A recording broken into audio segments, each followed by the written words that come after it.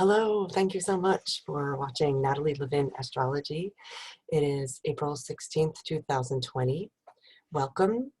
I invite you to reach out to me if you're interested in working with me personally, because I also want to say that I'm working on a sliding scale due to the fact that we are in changing times, and I think it's important to change with the times, and people are unemployed and having trouble having the energy of money flowing to them. So please let me know if you are interested in working with me and if finances are a challenge and we can work something out. Right this moment, the moon, which is our inner world, it's how we feel, how we process emotions collectively. The moon is in Aquarius, and Aquarius allows us to have a slight step back.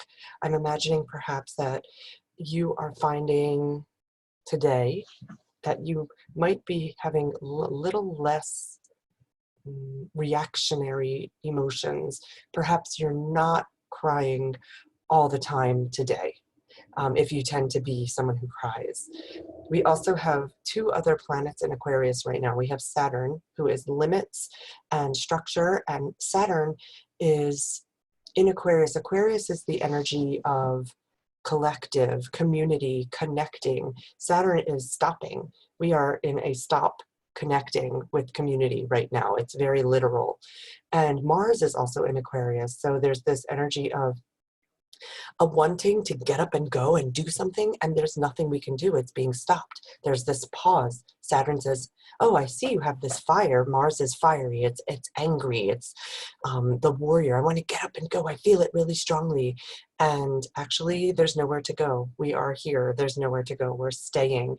And we have underneath all of that, this nonstop energy of death and destruction. I'm laughing because it is, you can see it everywhere in all of the multiverses, death and destruction and rebirth. But this is a very, very long and slow death and birth cycle. So it is a portal time for souls to be leaving their bodies. However, I also want to say that because of the fact that Neptune, which is fog and confusion and not knowing what is going on and not knowing the truth, Neptune is in Pisces, which is, I'm a Pisces, it is very foggy. It's not being able to be clear, not knowing what I don't actually know the truth of what's happening. That was my cat agreeing. So therefore, right now, none of us actually knows what the hell is going on.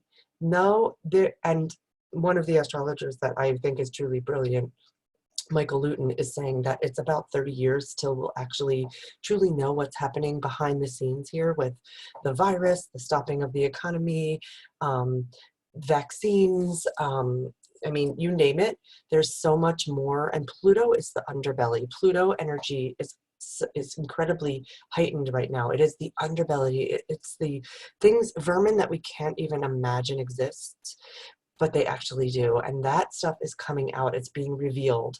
It's coming to the forefront little by little right now. So I think that that is something you might notice as years pass. But, and just for today, it's hard to do a kind of a weekly astrology forecast right now because this, I feel like there's a nonstop theme of Pluto and Saturn, death and destruction and limits, permeating all of us right now.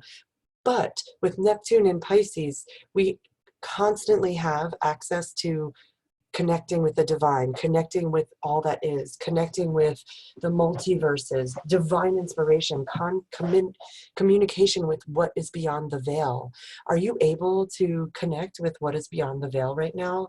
If you don't have some sort of a spiritual practice, what would it look like for you to start simply saying thank you once a day to whomever? It could be your angels, could be the nature, it could be the fact that you had a meal. Thank you. 13 years ago, I thought the idea of higher power, God, angels, anything beside what I could see, I thought that was bullshit. And now I know that we are these amazing spiritual beings having an incredibly unique human experience on planet Earth at this time. And it is an honor and a privilege for us to feel our feelings. Our souls actually incarnate as humans to have the experience of having emotions. So for today, with the moon in Aquarius, Aquarius tends to be a little more cool, clinical, not so much in the hearts. In the heart, it's very, very smart. It's very cerebral. So just for today, we get to have a break from so much emotion. But then in the next few days, let me actually tell you when it's going to happen.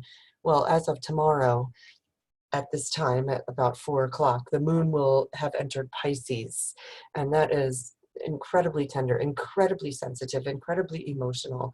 So as of tomorrow, I'm imagining you will feel a shift and have more access to your feelings.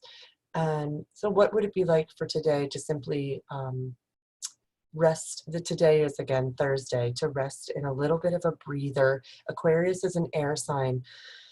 I can take a deep breath in Aquarius. When I get into the sign of Pisces, I'm like, oh, I'm drowning. But I am a Pisces, so I'm a little bit used to it. But I've heard people say, oh my gosh, Pisces, I don't know how you all do it, because it is a lot. It's a lot of feeling. It's a lot of emotion. Please also keep in mind that the Uranus, which is shocks and surprises and earthquakes and nonstop change, is in the sign of Taurus, which is about what we value in this society. We call it money.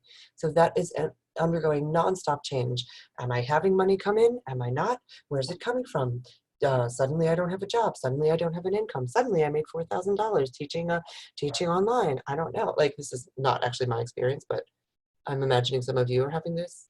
My ear little bitches.